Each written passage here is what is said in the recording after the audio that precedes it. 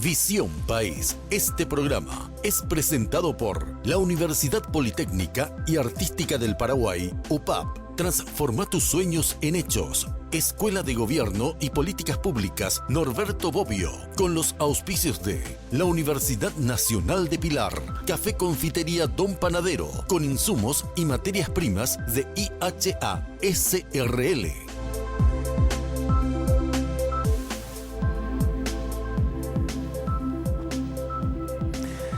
Muy buenas noches, gracias por acompañarnos un domingo más. Estamos en Visión País, por supuesto analizando el tema de la semana. Hacemos referencia también de que hoy nos encontramos supliendo al conductor habitual, a Francisco Jiménez, que ya el próximo día domingo estará con nosotros. Hoy queremos salir de todo lo que significa la agenda política, la agenda económica y entrar en uno de los planos en el ámbito de la sociedad más importante, que es también el tema de la salud. Pero también hablando justamente en torno a la importancia de la salud mental en nuestro país, como eje principal a uno de los elementos que si no existe, por supuesto, el tema de una salud mental acorde, genera violencia y nosotros estamos viviendo tiempos de mucha violencia en nuestro país. Eso genera, por supuesto, segmentos de nuestra sociedad que tienen muchos problemas. Por eso hoy hablaremos también en torno a las consecuencias de una sociedad violenta. Ese es el tema hoy en Visión País. Estamos con invitados también que nos van a ayudar a desarrollar el análisis que hacemos cada semana en este espacio. Saludamos ya en este primer bloque de nuestro programa a la señora Bernarda Casco, directora de Gestión y Reducción de Riesgo del Ministerio de la Niñez y de la Adolescencia. Muchas gracias por acompañarnos esta noche. Bueno, muchísimas gracias por la invitación y esperemos poder reflexionar sobre este tema tan importante. Muchísimas gracias. También al doctor Charles Rodas, él es psiquiatra y vicepresidente de la Sociedad Paraguaya de Psiquiatría. Gracias, doctor. Gracias por invitarme y con gusto estoy aquí. Muy gentil. También hoy Karina está sola en la mesa de panelistas. Karina Rodríguez nos va a estar acompañando también en el análisis de este tema en esta noche de domingo. Gracias, Karina. Gracias a Juan Pablo, gracias a los invitados y más que nada un orgullo de que un espacio como Visión País también se tome su tiempo para reflexionar sobre este tema que tiene que ver con la salud mental, pero que por sobre todas las cosas tiene que ver con un modelo de sociedad al que algo le está sucediendo, ¿sí? A partir de los hechos que vivimos esta semana y que, bueno, vamos a poder compartir con los invitados. Y a partir de ahí, de lo que acaba de mencionar justamente Karina, queremos desandar esta hora aquí en Visión País para que podamos todos juntos entender qué es lo que nos pasa y por qué realmente tenemos una sociedad cada vez más violenta y cuáles son esas consecuencias que generan también en ese sentido. Quédense con nosotros, hasta las 20 horas estaremos con ustedes aquí en Noticias Paraguay, en el espacio de Visión País, haciendo el análisis del gran tema de la semana.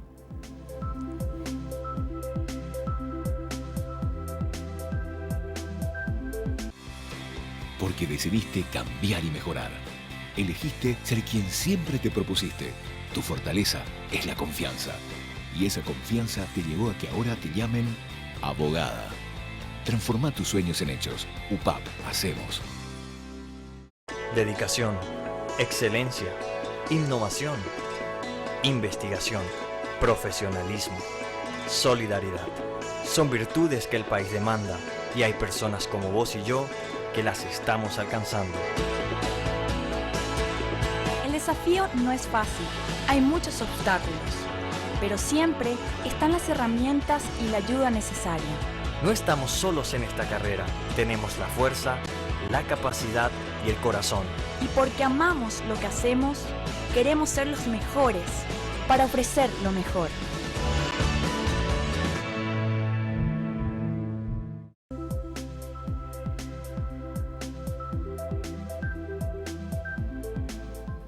Volvemos aquí en Piso, en Visión País. Estamos compartiendo este día domingo con el tema que queremos ahondar y conocer a profundidad las consecuencias de una sociedad violenta y cuáles son sus características y qué es lo que nos pasa también como sociedad.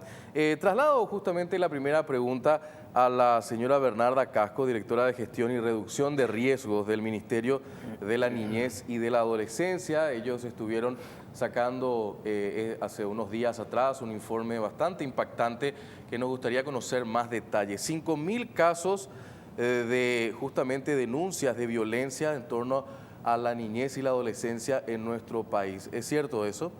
Sí, esos son datos que compartió la CEDIA, ¿verdad? Que es que es de la sociedad civil, y son datos oficiales de la Fiscalía, ¿verdad? Especializada en el tema. Entonces, ahí lo que nos muestra es que son los casos que llegan a ser al sistema judicial. No quiere decir que sea el universo total de los casos, sino son las denuncias recibidas ya en la parte más jurisdiccional. Entonces se habla de 5.000 casos en todo el proceso del año 2018, ¿verdad? Donde hay un alto índice de abuso sexual infantil y también maltrato físico, ¿verdad? Que generalmente el maltrato físico es lo que más se denuncia porque es lo que se deja marcas, se ve, y es también reflejo de que muchas veces ya estamos acostumbrados a los gritos, a las amenazas o a ciertas medidas que se utilizan en la familia como correctivas, por llamarle de alguna forma. Y la dificultad que tenemos como sociedad, o que tienen los niños y las niñas, de hacer una denuncia contra lo que es el abuso sexual infantil, ¿verdad? Que sabemos que tiene una carga emocional muy fuerte, porque justamente el Ministerio lanzó una campaña este año donde, según la estadística y los datos que nosotros manejamos, y también así lo dice la literatura, el 80% de los casos se dan dentro de la familia. Entonces no es fácil para un niño o para un adolescente denunciar, pero todos los casos que han sido denunciados siempre es un familiar cercano. Las condiciones económicas influyen mucho también en este flagelo que nos toca vivir. Podemos decir que siempre se ve más hacia el lado de la pobreza, lo que no quiere decir que en los otros estratos sociales no se dé el tema de la violencia, ¿verdad? De repente, si estás en otro nivel económico, como que cuesta un poquitito más denunciar porque está el que dirán o nadie te ve, se oculta, vamos a decir, un poco mejor, ¿verdad?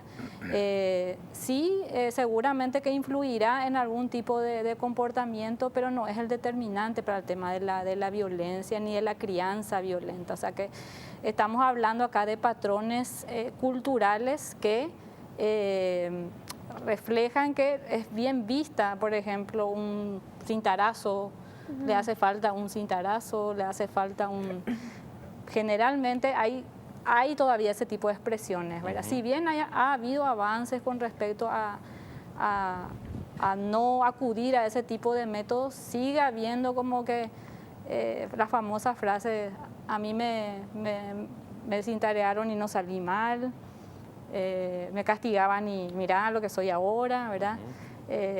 Entonces sigue como habiendo como un aliento a que eso no está mal y que si es tu hijo vos podés disponer de cómo educarlo, aunque sea eso violento, ¿verdad? Vamos a volver a hablar un poco sobre ese tema porque me parece interesante ese dato que nos acaba de plantear. Es una cifra alta. Doctor Charles Rodas, desde el punto de vista de la psiquiatría y la salud mental, esta escalada de violencia, ¿cómo podemos explicar? Bueno, es difícil explicarlo desde la psiquiatría y la salud mental. Yo creo que esta escalada de violencia tiene una explicación social. Y creo que los puntos determinantes de la escalada son tres. Uno es la enajenación. La sociedad, cuando avanza, cada vez enajena más. Al loco se le llama enajenado también. Y el enajenado es el que no tiene posesión de sus cosas, ni de su persona ni de su conciencia. Bueno, los seres sociales cada vez somos más desposeídos de cosas. Por ejemplo, en el campo del trabajo, no sé, antes el artesano era dueño de su trabajo. La producción en serie hace que nadie sea dueño de nada, porque se produce en partes. Los países no son más dueños de la producción porque se producen en todos lados. O sea, se produce un proceso de enajenación de la producción humana, porque el trabajo es humano. El otro componente muy fuerte de esto es el desarraigo. El desarraigo es que nosotros en la sociedad contemporánea somos todos migrantes. Migramos dentro del país y migramos fuera del país. Y el migrante es una persona que está sujeta a condiciones depresivas, porque el migrante deja su tierra, su familia, sus raíces, su lengua y entra a otra cultura, en la cual esa cultura le imprime un proceso de aculturación, le quiere comer, le quiere transformar en su forma cultural. Le interrumpo, doctor, porque me parece interesante ese segundo abordaje. ¿Se da también en el contexto de la migración campo-ciudad? Igualito, Okay. el mismo proceso.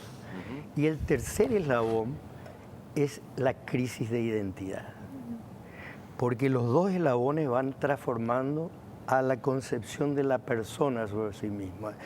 Y, por ejemplo, en lo que traía la compañera del Ministerio de la Infancia, es que la construcción social del mundo no está centrada en el hombre, está centrada en la producción. Y entonces, al estar centrado en la producción, la familia se desorganiza sobre la base de la producción.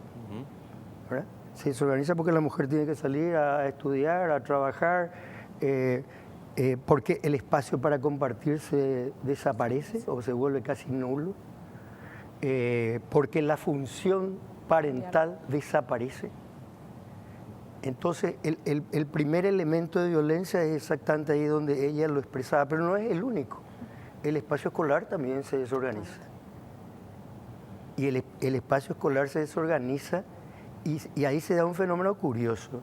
Se desorganiza por los propios problemas del sistema educativo que nos viene al caso tocar. Pero, por ejemplo, el tema de las leyes de protección a la infancia también traen una repercusión desorganizativa dentro del espacio escolar. Vamos a ahondar en eso porque me parece interesante. Quiero poner en contexto también, Karina, esta primera intervención de nuestros invitados, ¿qué opinión te merece?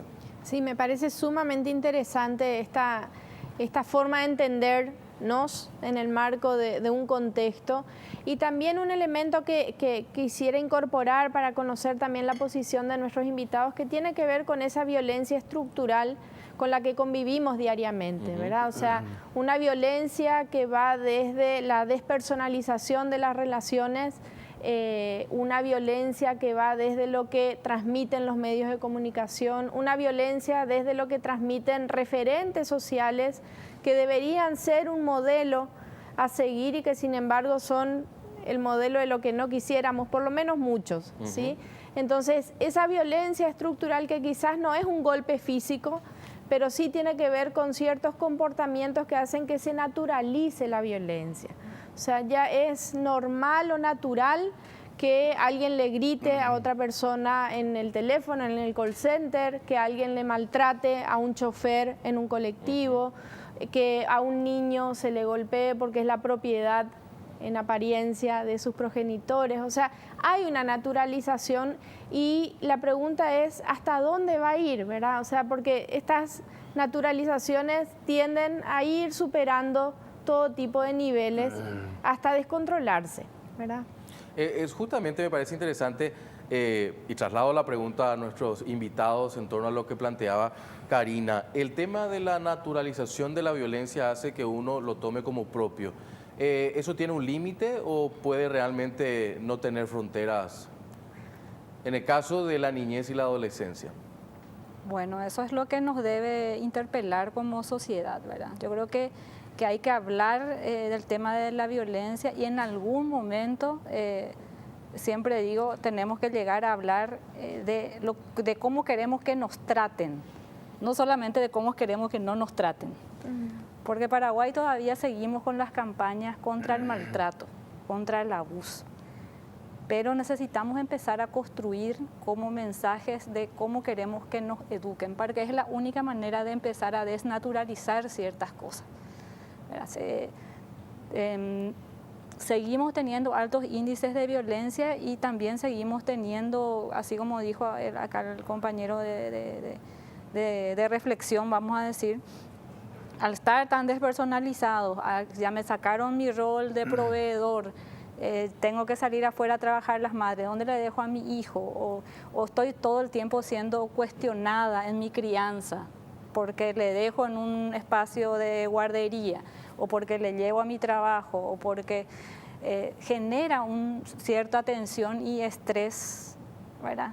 O porque tengo que dejar mi comunidad y vengo a un cinturón de pobreza que no era lo que yo me había planteado, genera cierta naturalización de ciertas estrategias de sobrevivencia que muchas veces terminan siendo violentas, ¿verdad?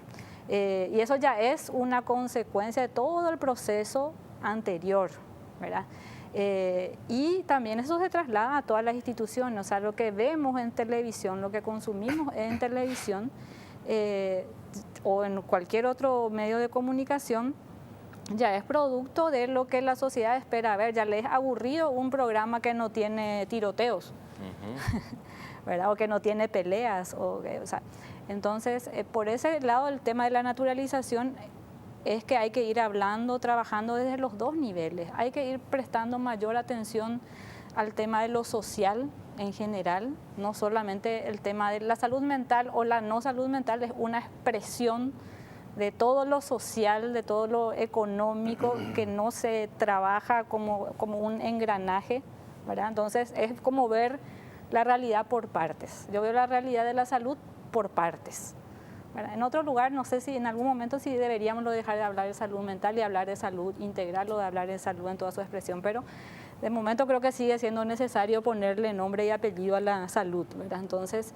y en el tema de niñez, como al ser un ser humano en desarrollo que tiene sus propios derechos y tiene su instancia de que está en desarrollo cognitivo, lingüístico, intelectual, está en una situación ya de desigualdad con el adulto en muchos aspectos, y lo mismo se traslada después a los ancianos, o sea, que son las dos edades donde uno no produce porque todavía no tiene la edad y el otro porque ya dejó la edad de producir y como que está rezagado, ¿verdad? Entonces como que hay que trabajar en esas poblaciones vulnerables de por sí, ¿verdad?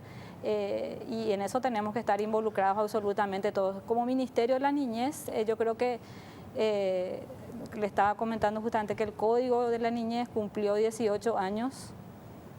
Coincidentemente, ahora tenemos rango ministerial, lo cual te da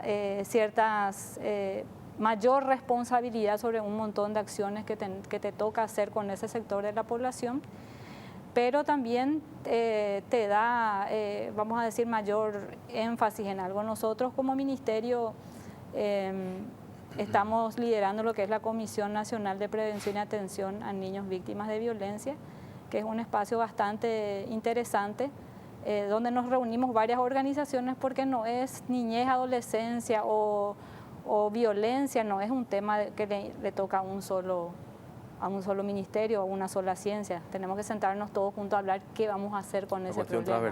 Una cuestión transversal, realmente. Doctor, a la vuelta de la pausa me gustaría también ahondar en el concepto de la naturalización de la violencia y cómo evitamos que eso nos pase, esa sensibilidad social que se va perdiendo cada vez más en torno a este tema. A la vuelta de la pausa seguimos con más, hoy en Visión País, hablando sobre las consecuencias de una sociedad violenta y cómo eso nos marca también como país. Quédense con nosotros, estamos a la vuelta de la pausa con más de Visión País.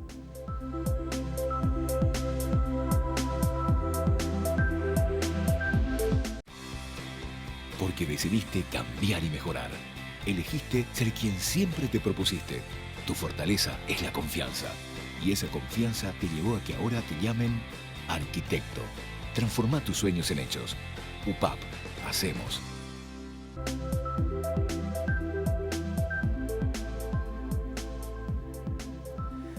Consecuencias de una sociedad violenta, nuestro tema hoy aquí en Visión País. Quedó la pregunta pendiente para el doctor en torno a cómo empezamos a trabajar la no naturalización de esta violencia que vivimos diariamente. Planteaba justamente la señora Bernarda Casco, directora de Gestión y Reducción de Riesgo del Ministerio de la Niñez y de la Adolescencia. La gente está acostumbrada ya a la violencia, y sin eso no le parece absolutamente nada entretenido, doctor.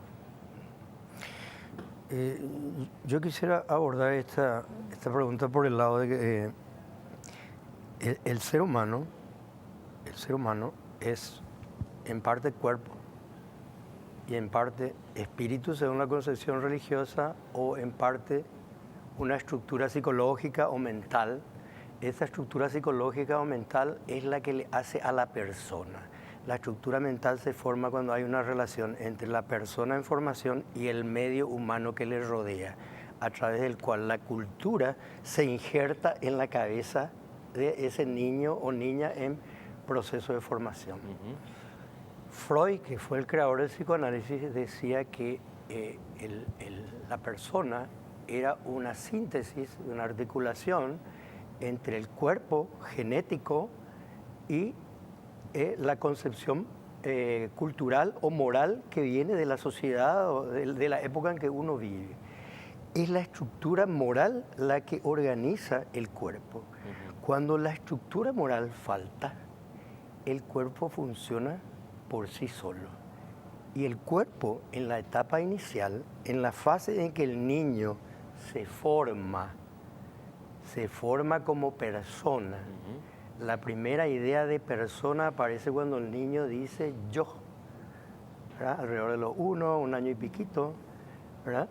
Y después adquiere su nombre de 2, 3 años y entiende su lugar en el mundo relacional. Cuando ese proceso de humanización desaparece, es que brota la violencia. Y Freud y Carlos Marx, tenían una gran discusión.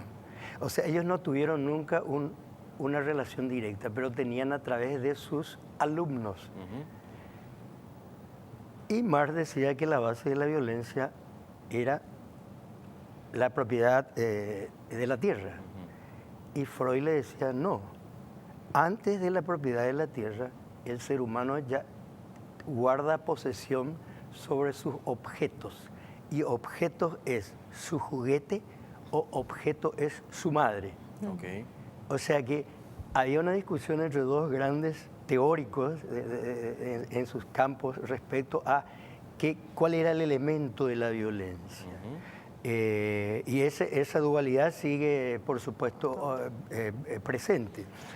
Pero no quiero olvidarme de Durkheim. Durkheim es un sociólogo que fue el creador de la sociología y fue contemporáneo de Freud en alguna época de su vida.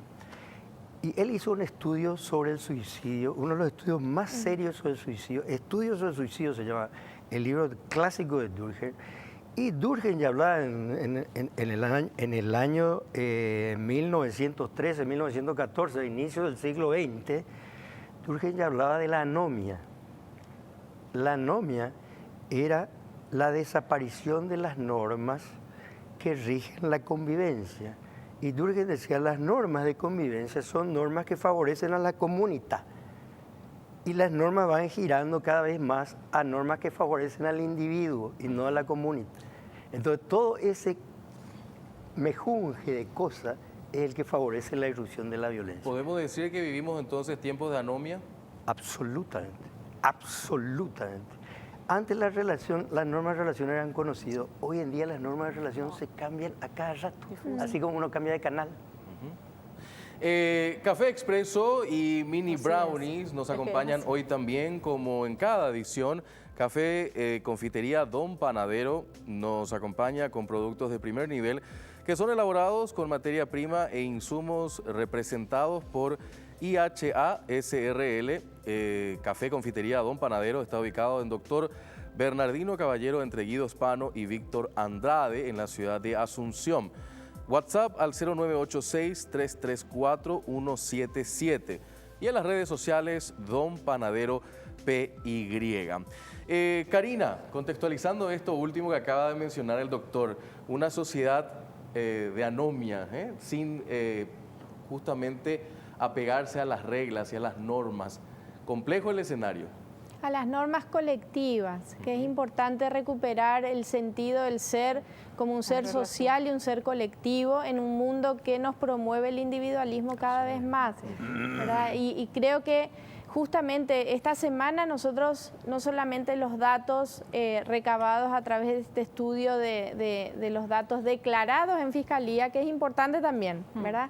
Son los que tuvieron el coraje de ser declarados. ¿Cuántos hay por detrás que permanecen en el silencio y en la complicidad de una familia que no se anima a declarar una situación como la que se vive de abuso o violencia intrafamiliar? Estos datos, más los casos de suicidio en jóvenes, personas que uno pensaría que tienen un futuro por delante, y la solución individual a su problema, ¿verdad? O sea, finalmente es el sálvese quien pueda, es una solución que ellos divisan, que se toma, y que bueno, más adelante en el programa vamos a tener la oportunidad de hablar esta reproducción permanente, ¿verdad? O sea, una sociedad violenta que genera más violencia otra vez. O sea, no es una sociedad que ponga límites, que represente lo violento, cuestione lo violento, ponga un estate quieto a lo violento, sino que lo vivimos reproduciendo en grupos de WhatsApp, pasando imágenes sumamente agresivas, pasando imágenes de situaciones de autodestrucción por parte de una persona. O sea, todo esto creo que tiene que ver con, si no se pone un límite, cada vez se reproduce y es como un círculo vicioso, ¿verdad? O sea, una sociedad que genera estos patrones de comportamiento va a seguir reproduciéndolos a riesgo de esto que hablábamos anteriormente, de la naturalización y normalización de ciertos comportamientos que pasan a ser casi en el plano del individuo, ya no como normativas colectivas que necesitamos implementar. Karina hablaba de límites y en cierta manera de murallas de contención ante esta situación de violencia en la sociedad. Quiero aprovechar la presencia de Bernarda Casco, directora de Gestión y Reducción de Riesgos del Ministerio de la Niñez y de la Adolescencia, digo bien, y de Charles Rodas, él es médico psiquiatra y vicepresidente de la Sociedad Paraguaya de Psiquiatrías. ¿Qué hacemos ante esta situación? Haciendo una reflexión propositiva y esperanzadora de este mal que nos toca vivir no solamente al Paraguay, sino al mundo entero en torno a la violencia, Bernarda. Bueno, yo creo que tenemos que rescatar ciertas normas de relacionamiento. Se tiene que rescatar el tema en primer lugar, donde nos desarrollamos, que es la familia, ¿verdad? Yo pienso que hay que buscar la manera de recuperar esa convivencia positiva, también el barrio, que decimos que de a poco va desapareciendo también el barrio, las actividades con amigos, con vecinos. También los municipios o las instituciones debemos proponer esos lugares de encuentro, ¿verdad? Porque ahora estamos más en el teléfono que en una plaza o que en una cancha, o que hay que como que salirse, ¿verdad? Porque creo que eso también como que colabora a cierto individualismo. O sea, yo para tener amigos solamente necesito un grupo de WhatsApp o el Facebook o cosas así, y no el trato diario. Yo creo que eso también un poco como que representa eso que decía el doctor, de que se difumina ciertas cosas que antes era de trato humano a hacer trato con objetos, ¿verdad? Me relaciono a través de mi celular, no a través del tú a tú, ¿verdad? Entonces yo creo que es recuperar un poco eso, es recuperar el sentido de comunidad, recuperar el tema de convivencia en la familia, y que ciertas instituciones sociales recuperen un poco su rol y se replanteen también cuál es su rol actual, como la escuela, ¿verdad? Que es un lugar donde pasamos muchísimo tiempo diario, por decir así, cuando somos niños, algo así como 5 a 8 horas ahora que hay la doble escolaridad, y en contexto de 12 años de la formación básica. O sea que es un espacio, es el segundo espacio donde el niño pasa mayor tiempo, en la casa y en la escuela. Entonces, como que hay que tratar de unir esas dos cosas y no verlo como disociado uno de otro. Yo creo que tenemos una oportunidad como país para hacerlo. También tenemos una población muy joven, ¿verdad? Paraguay está con el famoso bono demográfico, ¿verdad? Y que es también la oportunidad de dar un cambio, ¿verdad? Y también de recuperar ciertas cosas. Yo creo que tenemos iniciativas interesantes desde el Estado, pero también desde la sociedad civil. Hay que involucrarse más. Hay que involucrarse más y eso es un proceso de que hay que trabajar el tema de la promoción de la salud, ¿verdad? De la promoción del buen trato, ¿verdad?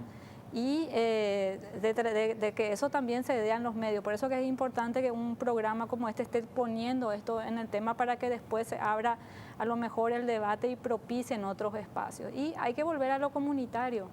Hay que buscar estrategias comunitarias de afrontamiento y también ver la mejor manera de tratar ciertos temas, como los que mencionó Karina, ¿verdad? El tema del suicidio o el tema del abuso. No son temas fáciles de tratar, pero son cuestiones de que, como yo la otra vez decía, no hay que dar consejos tipo las dietas milagrosas de qué hacer si querés suicidarte, ¿verdad? O sea, no es eso recomendable porque cualquier persona puede estar pasando por esa situación y lee y se siente un poco más inútil porque no puede afrontar su problema como lo hizo el otro, ¿verdad? Entonces, en ese sentido hay que ser un poco más responsables y yo creo que uniendo estrategias tanto comunitarias como institucionales y teniendo sentido de responsabilidad sobre la vida del otro, yo pienso que tenemos una oportunidad como padres, como hermanos, como amigos, pero también una responsabilidad profesional. Yo creo que también la academia, las universidades tienen que empezar a plantearse también su rol dentro de la sociedad, ¿verdad? Cómo trabajar con la comunidad y no, si bien haya habido avance en ese sentido, también replantearse como estrategias más colectivas, más comunitarias y hablar de la violencia en sí, pero de cómo prevenirlo. Yo siempre digo que el punto de partida en la casa debe ser cómo me siento yo cuando me gritan, ¿verdad? Capaz que no logre evitar gritar, pero a lo mejor si me pongo en la piel del otro a que le acabo de gritar, creo que por lo menos voy a pensar más veces antes de hacerlo. Interesante realmente esa reflexión. Ya en un instante vamos a escuchar también el análisis del doctor Charles Rodas, pero la UPAP invita a la ciudadanía a clasificar sus residuos según su composición y depositarlos en los contenedores preparados para el reciclado de los desechos. Los ecopuntos con contenedores especiales se encuentran en las filiales de Ñemby, Luque y la de Central, para que cada uno pueda aportar su grano de arena en la lucha por nuestro ecosistema como tal. Consecuencia de una sociedad violenta es el título hoy de Visión País. Doctor Charles Rodas, vicepresidente de la Sociedad Paraguaya de Psiquiatría. Bauman decía la sociedad líquida, ¿no? Y usted planteaba en su respuesta anterior que todo es tan efímero, que todo es tan descartable. ¿Hay todavía esperanza de rescatar esto, como planteaba la señora Bernarda? Es un gran sociólogo. Cuando él plantea justamente por la identidad líquida, es porque el cambio es tan rápido que no permite que se haga hábito en uno, ¿verdad? Yo creo que para mí este tema global tiene 3 I's, que es la ignorancia, la indiferencia y la inacción. O sea, la complejidad de los problemas sociales es lo que nos vuelve a nosotros los individuos ignorantes de lo que pasa, porque hay una cantidad de información difícilmente de procesar, porque hay mucha desinformación, mucha contrariedad entre la información, hay poco juicio crítico y poca capacidad de análisis crítico, por eso el programa como el de ustedes es muy importante. Y el resultado de esas dos cosas es la inacción. Entonces, yo creo que hay que trabajar, yo estoy de acuerdo con la compañera, este trabajo no es global, este es trabajo de pequeños espacios. El espacio de la casa, el espacio del estudio, el trabajo es más complejo, el estudio es más fácil, la universidad, el colegio. Por ejemplo, las charlas no sirven casi para nada. Mi concepto, yo hice mucho tiempo charlas, las charlas preventivas no sirven para nada. Lo que sirve es que uno les reúna a los chicos y empiece a hablar sobre temas que a ellos les toca y les haga hablar, les haga protagonistas, porque hay mucho miedo a expresarse. ¿Por qué hay mucho miedo? Porque así como la sociedad global o el Estado le presiona al individuo para que no diga cosas que no quiere escuchar el gobierno. El grupo también le presiona al individuo para que no diga cosas que algunos grupillos hacen. Entonces hay mucho miedo y este trabajo de romper el miedo. Ayer yo estaba trabajando con un taller de estudiantes de medicina de 5º año y es impresionante el miedo que hay a hablar y el miedo que hay a denunciar situaciones de maltrato que hay en la casa y que hay en las instituciones, ¿verdad? ¿Por qué? Por el precio que puede tener. Entonces nosotros debemos de vencer la ignorancia, que sería entender mejor lo que pasa. Vencer la indiferencia a que no podemos hacer nada, algo tenemos que hacer. Y entonces gestar pequeñas acciones, porque de la gestación de pequeñas acciones es donde la persona empieza a recuperar la esperanza. Porque la persona se desorganiza y va al suicidio porque hay desamparo de la familia y de las instituciones, porque hay desesperanza porque nadie les apoya y después ya hay un derrumbe. Creen que la única salida es el suicidio. Dostoyevsky decía que la vida solo es válida para vivirse si tiene sentido. Cuando el hombre se da cuenta que la vida no tiene sentido, se dirige directamente hacia la muerte. Por último, en conclusión entonces, ¿hay todavía esperanza con eso último que planteó?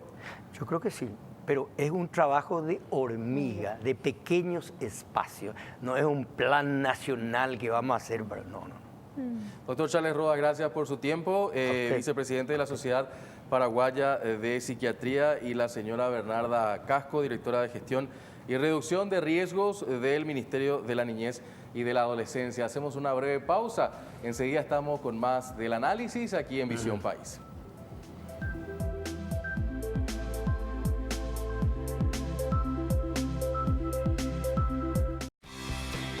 Porque decidiste cambiar y mejorar.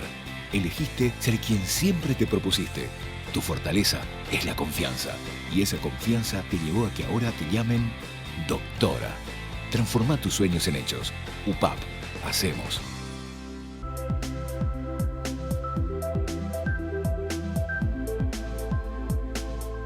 Consecuencias de una sociedad violenta, conversaciones también que se dan aquí fuera del aire, muy interesante. En este bloque estaremos hablando con Marta Benítez, directora ejecutiva de Global Infancia, y también Lupe Galeano, que la acompaña también de Global Infancia. Es una agencia que trabaja justamente el monitoreo en torno a las informaciones de niñez y adolescencia en nuestro país.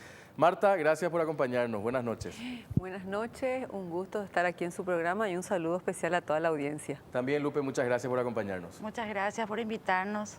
Un gusto estar con ustedes. Bueno, hablamos un poco justamente sobre el tema del abordaje en materia de los medios de comunicación y la violencia como tal. En una primera intervención, justamente, ¿cómo podemos contextualizar esto que nos está pasando?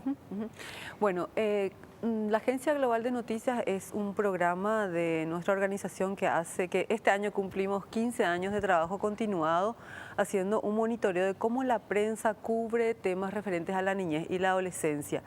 Y en general es una cobertura que es bastante calificada en temas de educación y salud, pero los indicadores empeoran en la cobertura de temas relacionados a la violencia.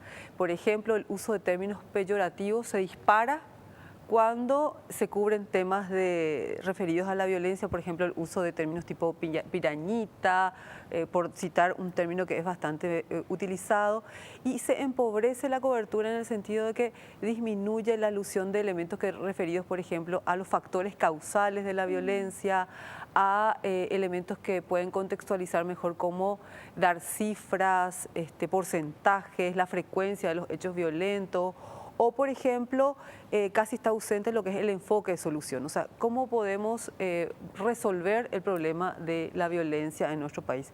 Ese tipo de elementos que a lo mejor aparecen mucho más frecuentemente en la cobertura de temas como educación, salud, etcétera, no aparecen en los temas de violencia. Entonces, La preocupación que tenemos es que la información que recibe la ciudadanía en la cobertura de temas de violencia son hechos factuales, hechos que muchas veces se repiten, se alargan a veces innecesariamente y no contribuyen para que el ciudadano pueda tener un sentido más crítico de por qué están ocurriendo los hechos, si son frecuentes o no tan frecuentes y por qué ocurren. Típico caso que no sé si están referidos a temas de violencia explícitamente como lo conocemos, pero puede ser, por ejemplo, los accidentes automovilísticos, donde la exposición muchas veces de las personas que están lesionadas, a veces que mueren, es bastante violento para la propia ciudadanía, ¿verdad?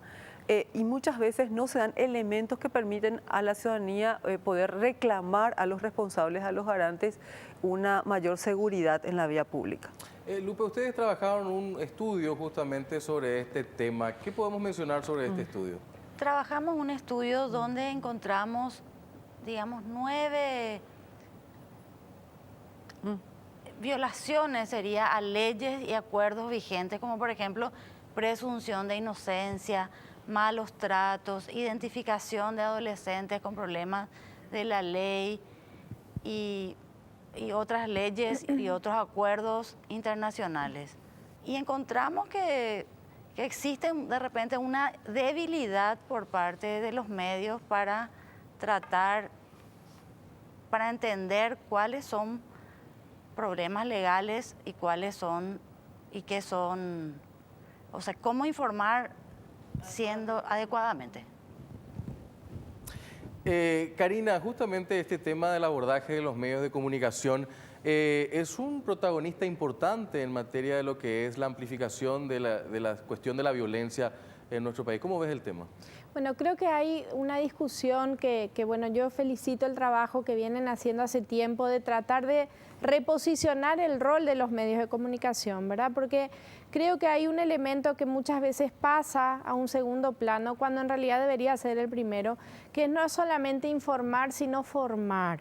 O sea, una cosa es informar y otra cosa es aprovechar el momento precioso que genera un medio de comunicación y aprovechar el momento para formar una otra forma de entender el mundo, una otra forma de instalar una situación, porque si no realmente lo que hacen es reproducir, y en la reproducción el riesgo es que termine imponiéndose una realidad que después se torna muy difícil de revertir. Un reclamo que había en términos de la forma en que se masificaban imágenes y se masificaba los detalles que tienen que ver con un hecho tan trágico y doloroso como una decisión de este tipo que haya tomado una persona, ¿verdad?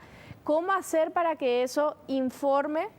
Porque finalmente es una realidad que hay que evidenciar, pero ¿cómo hacer para que esa información esté acompañada por algún tipo de orientación? Si estás pasando por una situación de estas, acudí a alguien, los canales por los cuales quizás el Estado provee algún mecanismo de acompañamiento o contención, o la sociedad civil.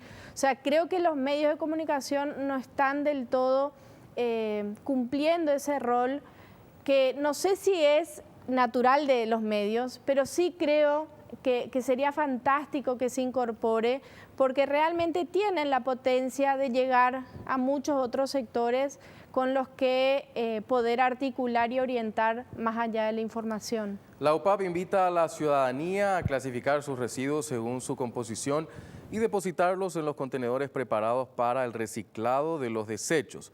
Los ecopuntos con contenedores especiales se encuentran en las filiales de Ñemby, Luque y La Central, para que cada uno pueda aportar su grano de arena en la lucha por nuestro ecosistema. Quiero aprovechar la presencia de Marta Benítez, directora ejecutiva de Global Infancia, justamente, y hacía referencia que hace 15 años vienen trabajando con este tema. Marta, desde tus inicios, 15 años atrás hasta ahora, ¿cómo viste la evolución en materia del tratamiento de la violencia en torno a estas informaciones? Bueno, en un primer momento, cuando hicimos el primer monitoreo, el ranking de temas estaba liderado por violencia, ¿verdad? Luego un trabajo en alianza con periodistas, con comunicadores de los diferentes medios, ese ranking varió. ahora en este momento el principal tema referido a niñez y adolescencia que cubre la prensa paraguaya es educación, salud y recién en tercer lugar la violencia, dando como un mayor destaque a temas que tienen que ver con la promoción de dos derechos que son esenciales dentro de lo que es la promoción del desarrollo infantil, que es justamente el derecho a la educación y el derecho a la salud. Y en ese sentido, la cobertura en general de los periodistas en esas dos áreas es bastante buena, tiene mucha calidad, pues generan una información contextualizada que califica y promueve un debate más calificado, digamos, de esto que es tan central dentro de la agenda del desarrollo. Sin embargo, no hemos tenido suficientes avances en la cobertura de temas de violencia, ¿verdad? Si comparamos la cobertura con otros países en la región, nosotros tenemos un comportamiento bastante similar con otros países. Sin embargo, también queremos destacar que, a diferencia de otros países, acá el compromiso de los periodistas en defender los derechos de los niños ante temas, por ejemplo, como la baja de la imputabilidad, es un elemento clave a destacar como positivo dentro del ejercicio periodístico paraguayo, ¿verdad? A diferencia de otros países donde, digamos, no se vio tan fuertemente o tan visiblemente esta defensa que hacen los periodistas acá en el Paraguay. Sobre esa cuestión también, Lupe, están trabajando en no solamente la capacitación para los periodistas, tengo entendido, sino también en el reconocimiento de esa labor, ¿no? También estamos trabajando con el reconocimiento que es el periodista amigo de la niñez, que todos los años otorgamos ese reconocimiento a los periodistas de radio, televisión, prensa, medios digitales.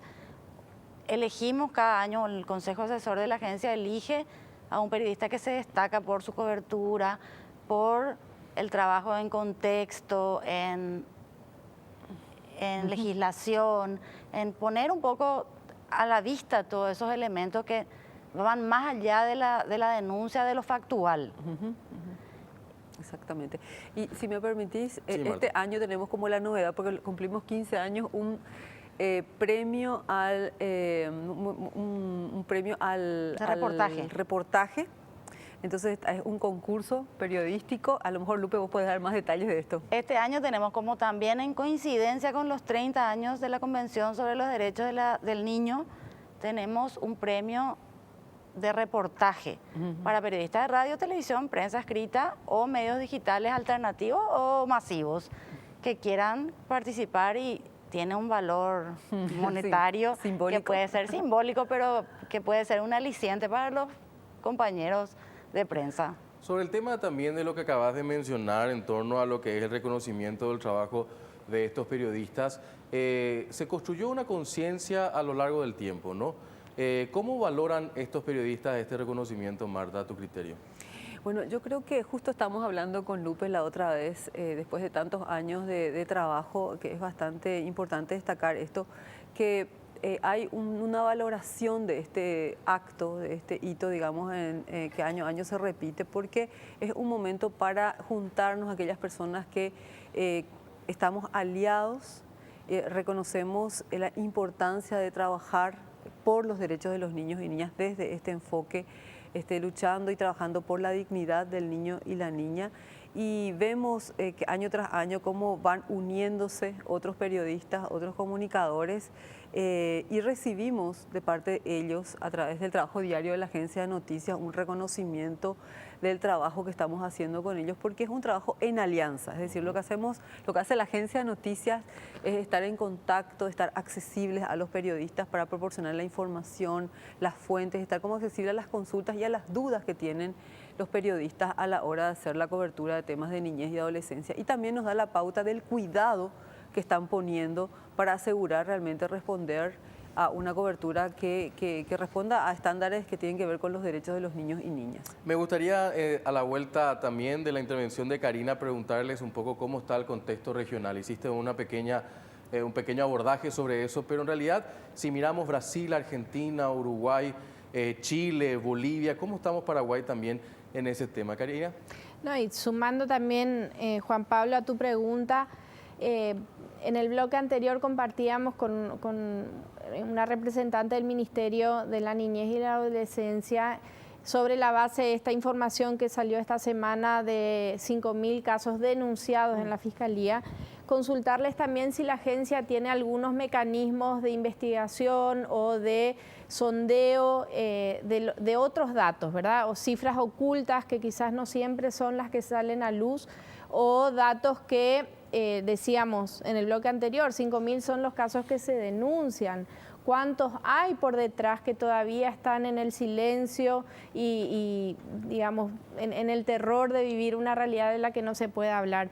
Ustedes manejan información, tienen canales como para acceder a esas otras cifras y realidades, ¿verdad? Marta. Creí que íbamos a ir, pero ya. Quería comentar justamente que nuestra organización, en alianza con el Fondo Cristiano Canadiense para la Niñez y Plan Internacional, realizó un sondeo justamente este año con más de 1.300 niños, niñas y adolescentes, donde hicimos una consulta a ellos cómo ven el fenómeno de la violencia, cómo ven si se están cumpliendo sus derechos, y entonces tenemos informaciones que nos dan la pauta de cómo están percibiendo el fenómeno de la violencia. Y ellos, una de las cifras que más me llamó la atención es de que el 81% de los encuestados manifiesta de que frecuentemente sienten la violencia. ¿Y cuál el entorno donde más frecuentemente sienten la violencia? El entorno familiar, ¿verdad? Y otra cifra que nos llamó la atención es que solo el 51% dice que no sabe a quién recurrir cuando siente que está siendo amenazado o siente que es de alguna forma violentado. O sea, ahí nos da como la pauta de que la información de a quién acudir o a dónde llamar, por ejemplo, el 147 todavía no es una información accesible para los niños, niñas y adolescentes en nuestro país. Sobre esa herramienta que acabas de mencionar también, la pregunta que te hacía en torno a cómo estamos en comparación a la región en los otros países. ¿Estamos mejor, igual, peor? En la cobertura mediática. En la cobertura mediática tenemos un comportamiento similar. La mayoría de los países, por lo menos en el último monitoreo regional, que ya hace algunos años, habría que ver un poco ahora, pero los últimos datos que teníamos un comportamiento similar, ¿verdad? Básicamente, los diferentes medios en materia de niñez y adolescencia tenían como en primer lugar o salud o educación y en tercer lugar también violencia de manera similar a Paraguay. Sin embargo, sí que estamos como un poco más retrasados en el tema de marcos regulatorios. Hay países que han avanzado en una reflexión sobre la necesidad de desarrollar marcos legislativos, marcos normativos que regulen también el ejercicio mediático. Y acá en nuestro país, sin embargo, no hemos dado todavía pasos en ese sentido. Nos queda 30 segundos, por favor, para una reflexión final en torno a justamente el título de hoy, consecuencia de una sociedad violenta, con este enfoque. Y un gran protagonista justamente es el periodista y los medios de comunicación como tal. Lupe, una reflexión hacia cómo evitar esto. Horario de protección a la infancia es urgente y necesario. Y también alguna suerte de monitoreo por parte de las autoridades sobre los contenidos mediáticos durante todo el día, ¿verdad? Claro que los niños están expuestos a muchas otras, no solo es radio, televisión, prensa escrita, medios digitales, sino que están expuestos a redes sociales, no sé si la palabra sería control, pero sí un monitoreo, un acercamiento, un mirar un poco qué ven nuestros niños, un acompañar un poco más los medios, ¿verdad? Marta.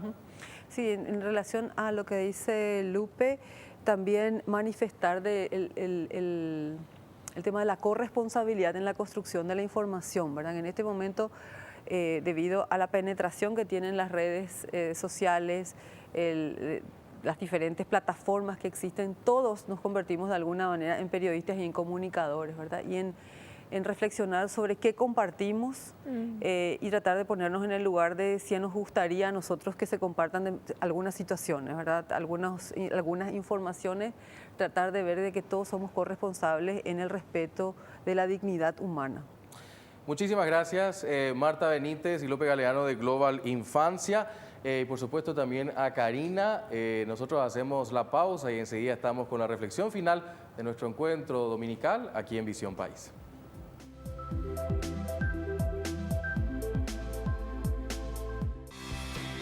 Porque decidiste cambiar y mejorar. Elegiste ser quien siempre te propusiste. Tu fortaleza es la confianza. Y esa confianza te llevó a que ahora te llamen ingeniero. Transforma tus sueños en hechos. UPAP. Hacemos. Dedicación, excelencia, innovación, investigación, profesionalismo, solidaridad. Son virtudes que el país demanda y hay personas como vos y yo que las estamos alcanzando. El desafío no es fácil, hay muchos obstáculos, pero siempre están las herramientas y la ayuda necesaria. No estamos solos en esta carrera, tenemos la fuerza, la capacidad y el corazón. Y porque amamos lo que hacemos, queremos ser los mejores para ofrecer lo mejor.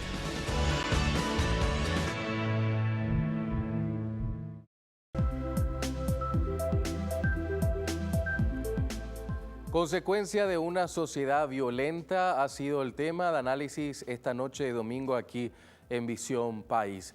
Hemos tenido a expertos que nos han ayudado a entender justamente la dinámica de varios puntos.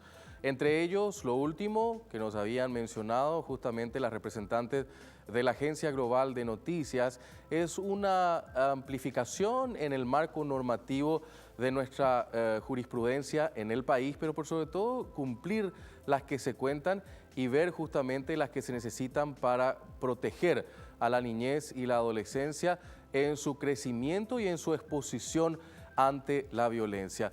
En los primeros bloques estuvimos hablando justamente con el vicepresidente de la Asociación Paraguaya de Psiquiatría y también con una representante del Ministerio de la Niñez y de la Adolescencia, donde nos planteaban volver a las raíces, el concepto del trabajo comunitario, pero por sobre todo también al concepto del núcleo principal de la sociedad, que es la familia. Sin la familia, definitivamente no vamos a poder combatir este flagelo de la violencia que también nos planteaban como eje principal, que no entremos a la naturalización del concepto de la violencia como tal. Varios temas de análisis aquí en una noche más de Visión País, el programa de análisis de los temas principales aquí en Noticias Paraguay. Que tengan un reparador descanso. Hasta la próxima semana.